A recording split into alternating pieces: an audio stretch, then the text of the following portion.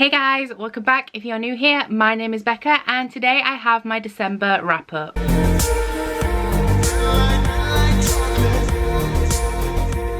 First up, exciting news, my reading mojo is back. In the month of December, I read a total of 10 books, which as you guys know is significantly more than I have been reading the last couple of months. I'm not sure whether that's because I was reading predominantly really chunky fantasy, whether I just didn't have enough time. Mental health over the last few months has not been like 100%, like I've been okay, just not the best. I took part in one readathon, which was the magical readathon Christmas feast round. During the course of that readathon, I did read 7 books. Some of them weren't included for challenges, like they did kind of count towards challenges, but they weren't like the books I was reading to complete the challenges. But across the space of my last 2 vlogs, I've pretty much covered what challenges I read each book for, so I'm not going to be going into that in my wrap up. But now that we've got that out of the way, let's get into some stats. So in the month of December, I read 2,817 pages, which roughly breaks down to around 90 pages per day. For the star ratings, we had a really mixed bag. We had 2 2-star ratings, 1 3-star, 2 4-star, and 5 5-star. This breaks down to an average of a 4-star rating per book. Demographics is also a mixed bag. I read 2 children's books, 4 young adult books, and also 4 adult books. For the formats, we have 6 standard novels and 4 graphic novels. And for the genre breakdown, I read 2 dystopians, 2 contemporary, 4 fantasy, and 2 sci-fi. So as usual, we will be going through these in the order that I read them and bundling series together. So the first book that I finished in December was Gathering Blue by Lois Lowry. And then later in the month I also read Messenger. These are the second and third books in the Giver Quartet, which follows a series of utopian societies.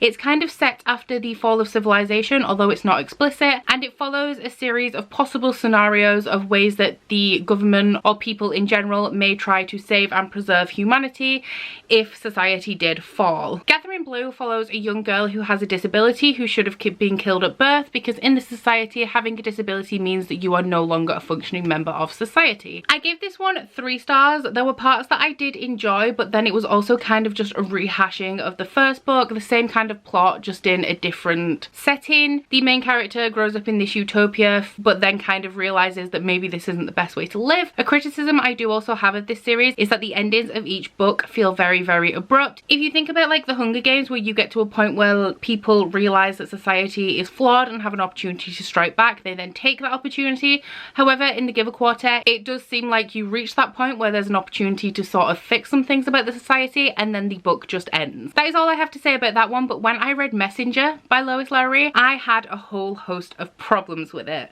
The first one is that there seem to be quite a lot of political undercurrents, and as these are children's dystopian books, I wasn't quite sure whether that was appropriate for the age range that these books are marketed for. If you have read a lot of children's or middle grade books, then please let me know your thoughts on this, because there was a point in this book that seemed to focus on the political implications of immigration, and I just did not feel like that was appropriate for the audience of these books. But the plot of Messenger is that it follows a boy who was a side character in Gathering Blue, and he is in a different location and he is sort of discovering things about himself. The place where he is living, which he previously thought was a really great place to live, the members of that society are starting to turn a little bit, and it's not as great as he first thought. Another problem that I did have with these books is that magical realism just suddenly appeared. Like, there was explicit magical abilities that were never mentioned previously in the series. There's no explanation for them, no context, it's just kind of there.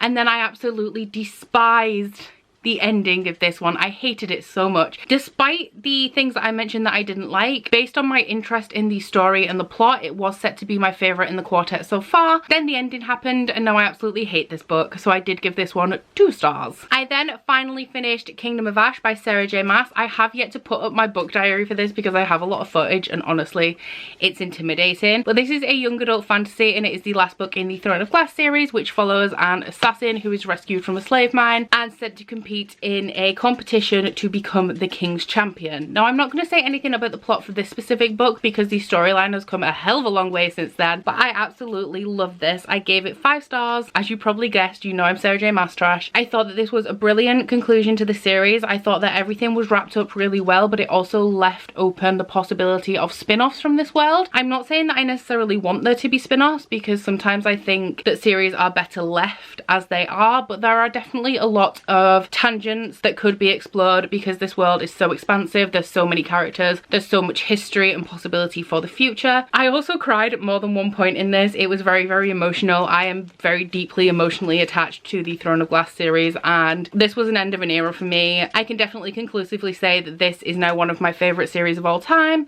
Whether I like ACOTAR or Throne of Glass more is up for debate because I'm really not quite sure myself. Definitely an excellent conclusion to this very, very long series. I then read And That's When It Fell Off in My Hand. I believe this is the 5th book in the Georgia Nicolson series, which is a young adult contemporary series. She's 13, I think, at the beginning of the series, where I'm up to here she's 16, and it is her diary as she is learning about boys, friendship, puberty, growing up, and all that sort of stuff. It's kind of, it's a coming of age contemporary. I just find these books absolutely hilarious. I did give this 5 stars, but as I've said when I have reviewed every other book in the series, a lot of that is nostalgia factor. There are quite a few things that just do not stand up to the test of time in this series. A little bit of like political incorrectness and inappropriateness, but I still absolutely adored this. I always will because of the connection that these books have to my childhood, and I think that this is my favourite book in the series that I have reread so far. My second 2-star of the month was P.S. I Still Love You by Jenny Han. This is the second book in the To All the Boys I've Loved Before series, and this follows Lara Jean, who, as an exorcism of her emotions and feelings when she is coming towards the end of a crush, she writes them a letter, puts it in a hat box. They're never intended to be read. Somebody mails out all of her letters and she has to deal with the chaos of explaining to people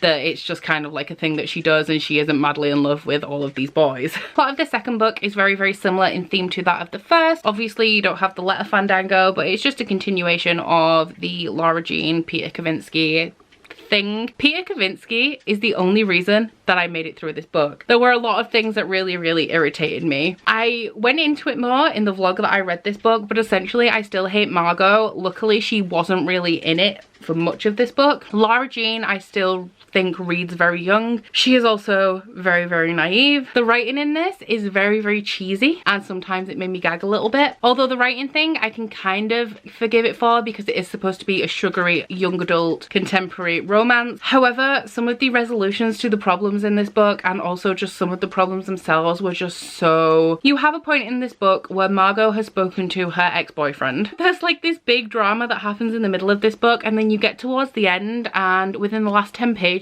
one of the characters comes up and says like 5 lines to the main character, and then it's resolved. And I don't feel like the original start of the conflict was really resolved. Like they never sat down and had a conversation and was like, you know what, you've done this thing, I'm not okay with it, you have to stop because it hurts my feelings. I don't feel like that ever happened, and I don't know how this was ever a duology because I really think it does need a 3rd book to round it out. I'm saying that, I haven't read the 3rd book. It may end as abruptly and unsatisfactorily as this one did, but I'm guessing that it doesn't. But I don't think that this could have stood on its own as a duology. Next was a book that surprised me a lot, and that was An Enchantment of Ravens by Margaret Rogerson. This is a young adult fantasy romance that is set in a fairy world where humans have to perform all types of craft, and a craft is anything where you transmute one item into something else. So it can be something as complex as jewelry making, dressmaking, or it can be something as simple as cooking. Fairies just can't do it, and so human craft is highly sought after in this world. This follows our main character who paints portraits for the Fae, and one day she is commissioned to paint the portrait of the Autumn Prince. However, she does make the mistake of painting human sorrow into his eyes, which gets him into a lot of trouble because fairies aren't supposed to be able to feel human emotion. So they go on this adventure to the fairyland. Obviously, like I said, it is a romance, and this is very heavily romance centered. I did give this 4 stars. This is everything that I wish Holly Black books were. Holly Black for me does not have enough world building for my particular taste, but this was absolutely delicious. It's a 300-page standalone book, and I loved the writing in this. I loved the atmosphere. I loved the fairies. They're very much not human. It's not like brooding fae males like Sarah J Maas. They are very much like dark, twisted fairy tale fairies, full of whimsy, full of trickery, very mischievous. I loved the atmosphere and the portrayal of that. And the one thing that didn't make it a 5-star for me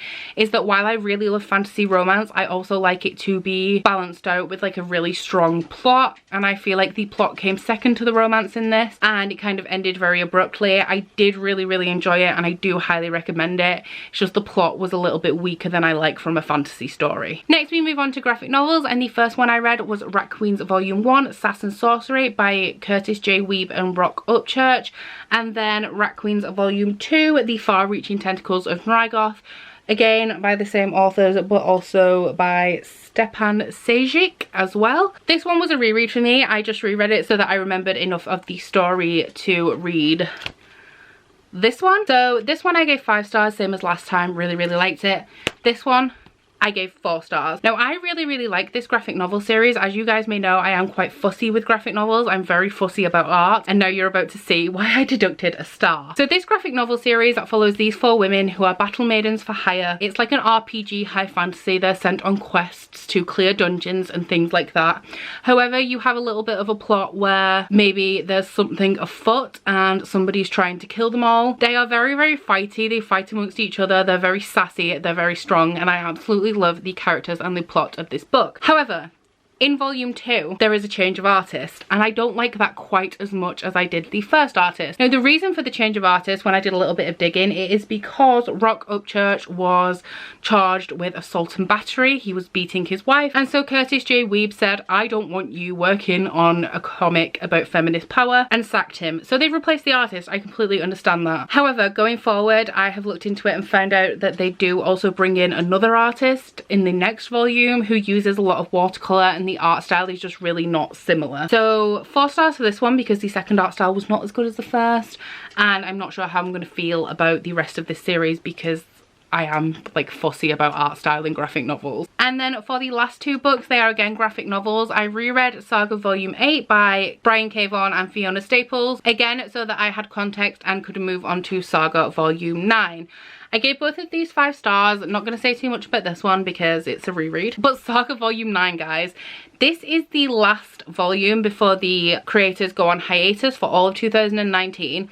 And then I'm going to have to wait for them to bind up the volume before I can read this. So I'm going to be waiting 2 years for the next installment in this. And the ending, I cried. You can see in my last vlog update, I read the last bit of it in the car on the way to York, and I was so upset. I'm so emotionally attached to this graphic novel series. I did only discover it this year, but this follows these 2 people who are from warring planets and they have a baby. The baby is classed as an abomination. She shouldn't exist. She is a product of 2 different, I guess, species of alien, and so the people from each of their respective planets send mercenaries after them to kill them, capture the baby. There's lots of intrigue, and it's like a really cool, epic and emotional sci-fi plot. I am so attached to everybody in this graphic novel series. It's very morally grey. If you think Game of Thrones where you're rooting for all different sides, it's the same in this. You don't only follow the family, you follow the mercenaries sent after them and their problems, and it like pulls at your heartstrings all the time. Like, you never want anybody to die, and when people clash and come together, you're not really sure what side you're on. But this one